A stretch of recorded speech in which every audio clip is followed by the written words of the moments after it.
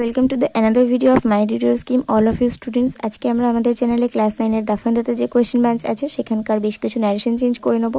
আমি খুলে নিয়েছি আমার বইয়ের 52 পেজ মানে 52 পেজ। তো আমার বইয়ের 52 পেজ মানে এটা তোমাদের নিউ এডিশনের বইয়েরও 52 পেজ হবে, কারণ আমি তোমাদের বইয়ের পেজ হিসাব করেই এটা বলেছি। আমার ওল্ড এডিশনের বই, কিন্তু ন্যারেশন চেঞ্জের সাথে তোমাদের অনেকটাই মিল আছে। তো আমাদের 52 পেজে এখান থেকে এক দাগ থেকে বেশ কিছু ন্যারেশন চেঞ্জ শুরু হয়েছে, এবং আমাদের দেখো পরের পেজে আমাদের এইখানে মানে আমাদের এই 30 দাগ পর্যন্ত এইখানে আমাদের এই ন্যারেশন চেঞ্জ শেষ হয়েছে। তারপরে কিন্তু আমাদের আলাদা করে আবার শুরু হয়েছে। তো এই 30 দাগ পর্যন্ত যে ন্যারেশন চেঞ্জটা শুরু হয়েছে এটা আমি তোমাদেরকে আগে সলভ করাবো, কিন্তু একটা ভিডিওতে এই 30 দাগ পর্যন্ত আমি যদি সলভ করাই তাহলে এই ভিডিওটা অনেক বড় হয়ে যাবে, আর সেক্ষেত্রে তোমাদের দেখতেও অনেকটা অধৈর্য লাগবে। তো আমি একদমই সেটা চাই না যে তোমরা বোরিং হয়ে পড়াশোনা করো, মানে বোর হও পড়াশোনা করতে করতে। তো আমি আজকে তোমাদেরকে এই পার্টে প্রথম পার্টে 15টা মতন দিয়ে দিচ্ছি, নেক্সট 15টা আমি তোমাদেরকে পরের পার্টে দেবো, আর বাদবাকিগুলো তারপরের পার্টে। তো ঠিক আছে, আজকে আমরা এখান থেকে এক দাগ থেকে আমরা এই 15 দাগ পর্যন্ত, মানে এই যে 15 দাগ এই পাশে দেখতে পাচ্ছ, এই 15 দাগ পর্যন্ত আমরা ন্যারেশন চেঞ্জ সলভ করব। তো ভিডিওটা শুরু করার আগে এখনো পর্যন্ত যারা চ্যানেলটাকে সাবস্ক্রাইব করনি তারা অবশ্যই মাই টিউটোরিয়াল স্কিমকে সাবস্ক্রাইব করে দাও, আর পাশে থাকা বেল আইকনটা প্রেস করে দাও, আর অল বাটনটা প্রেস করে দিও যাতে আমি ভিডিও আপলোড করার সাথে সাথে তোমাদের কাছে নোটিফিকেশন চলে যায়। আর যারা অলরেডি সাবস্ক্রাইব করে ফেলেছে তাদেরকে অসংখ্য ধন্যবাদ। তো চলো এবার আমরা ভিডিওটা শুরু করি। আমাদের ফার্স্ট কোয়েশ্চেন আছে Poulami says I am fine. তো এটা আমাদের প্রেজেন্ট টেন্সে আছে, সুতরাং আমাদের রিপোর্টের স্পিচেরও কোনো সমস্যা মানে কোনো চেঞ্জ হবে না, আবার আমাদের এই রিপোর্টিং স্পিচেরও কোনো সমস্যা হবে না।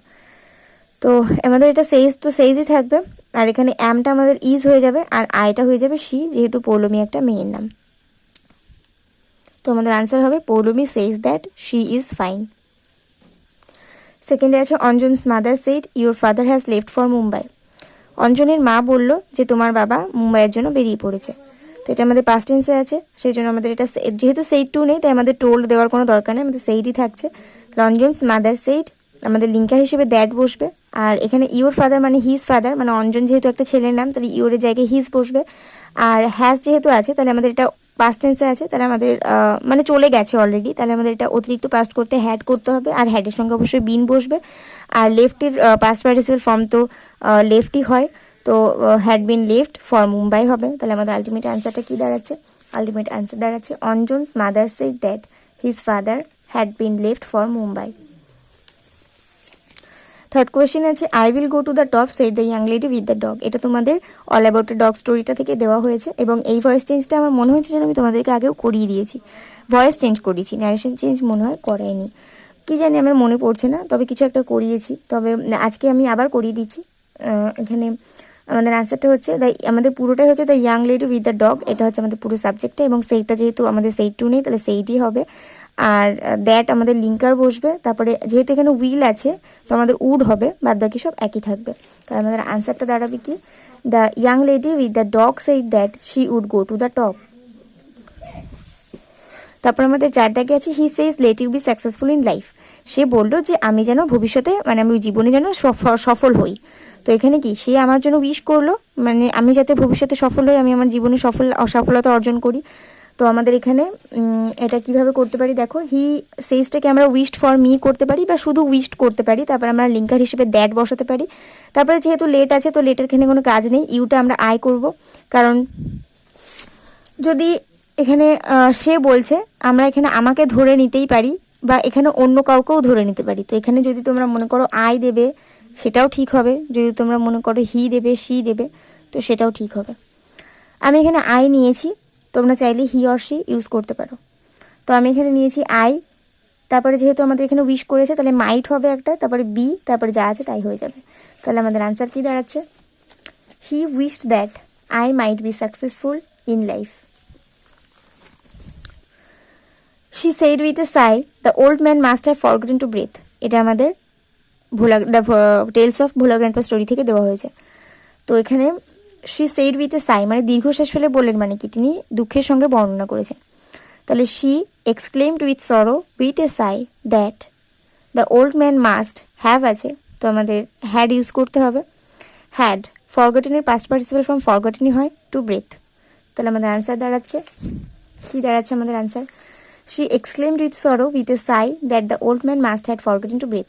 আমি মুখে তোমাদেরকে অ্যান্সারটা বারবার বলে দিয়েছি ঠিকই, কিন্তু তার সাথে সাথে আমি খাতাতেই দেখাচ্ছি একটাই কারণে, যাতে তোমাদের বানানটা দেখতে কোনো অসুবিধা না হয়। আমি মুখে হয়তো তোমাদেরকে একটা ওয়ার্ড বলে চলে যাচ্ছি, কিন্তু তোমরা হয়তো সেই বানানটাই জানো না। এরকম অনেক স্টুডেন্ট আছো আমি জানি, তো তাদের জন্য খাতাটা আমার দেখানো, নইলে এত কষ্ট করে লেখার কোনো দরকারই ছিল না। তো তারপরে আমাদের 6 কোয়েশ্চেন আছে। Ratul said to her, how old are you? Ratul জিজ্ঞাসা করলো যে তোমার বয়স কত। তো এখানে রাতুল আক্সড হার, যেহেতু আমাদের WH ওয়ার্ড দিয়ে শুরু হয়েছে, তাহলে হাউটা হাউ থাকবে। হাউ ওল্ড, এটা অক্সিলারি সবার পেছনে যাবে, তাহলে ইউটা আগে চলে আসবে। তাহলে ইউটা যেহেতু আমাদের এখানে হার দেওয়া আছে, তাহলে ইউটা আমাদের শি হয়ে যাবে। তাহলে হাউ ওল্ড শি, আর আরটা যেহেতু আমাদের পাস্ট টেন্সে আছে, তাহলে আমাদের এখানে প্রেজেন্ট টেন্সে আছে, আমাদের এটা পাস্ট টেন্সে হয়ে যাবে। তাহলে আরটা আমাদের ওয়্যার হয়ে যাবে, তাই না? তাহলে আমাদের এখানে আনসার হবে রাহুল আক্সড her how old were she. এখানে আমি প্রথমে ওয়াজ লিখে দিয়েছিলাম, তারপর আমার আবার মনে পড়লো যে ওখানে আর আছে, তো ওখানে আমাদের ওয়াজ দিতে পারি না, আমাদের আর এর পাস্ট ফর্ম হিসেবে ওয়্যার ইউজ করতে হবে। তো সেই জন্য রাহুল আক্সড her how old were she. আমাদের 6 দাগের কোয়েশ্চেন আছে। Ratul said to her, how old are you? তো রাতুল তাকে জিজ্ঞাসা করলো তোমার বয়স কত। রাতুল আক্সড হার হাউ ওল্ড, যেহেতু এখানে আমাদের আর আছে, তো পাস্ট এটা প্রেজেন্ট টেন্সে আছে, পাস্ট ফর্ম ইউজ করতে হবে। আর ইউটা আমাদের শি হয়ে যাবে, কারণ এখানে হার আছে। তাহলে আমাদের যেহেতু শি হয়ে যাবে, তাহলে নিশ্চয়ই আমরা আর এর পাস্ট ফর্ম ওয়্যার ইউজ করতে পারবো না, কারণ শি হচ্ছে আমাদের ফার্স্ট পারসন, তো আমাদের তার সাথে ওয়াজ দিতে হবে। তাহলে হাউ ওল্ড ওয়াজ ইউ? তো আমাদের এখানে আনসার দাঁড়াচ্ছে এটা রাতুল হবে। রাতুল আক্সড her how old was she. এই ওয়াজটার সবার লাস্টে হবে। রাতুল আক্সড her how old she was, এটা হচ্ছে রাইট আনসার। তারপরে আমাদের আছে the boy said to his friend, I went to school yesterday. তো ছেলেটা তার বন্ধুকে বলছে যে আমি কালকে স্কুলে গিয়েছিলাম। তো the boy told his friend that he had গান to school the previous day. যেহেতু এটা পাস্ট টেন্সে আছে, তাহলে আমাদের অতিরিক্ত পাস্ট করতে গেলে হ্যাড করতে হবে। তো আমাদের এখানে হচ্ছে the boy told his friend that he had গান to school the previous day.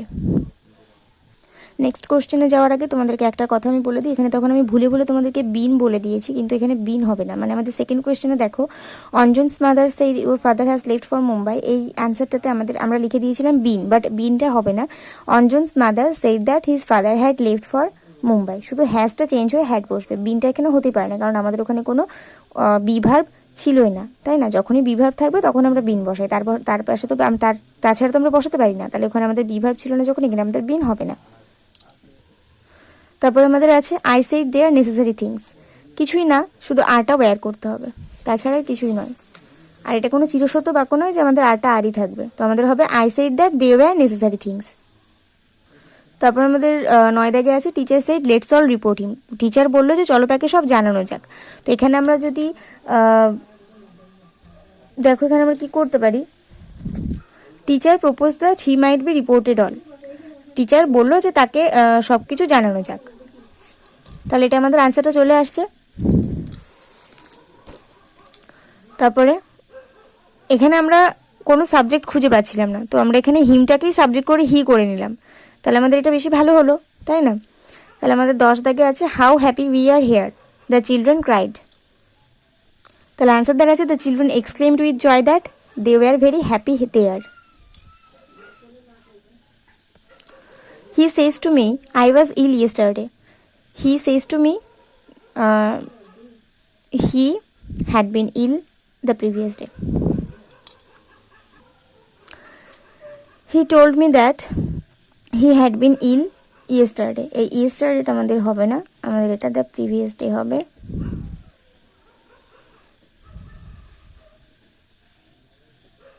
He told me that he had been ill the previous day.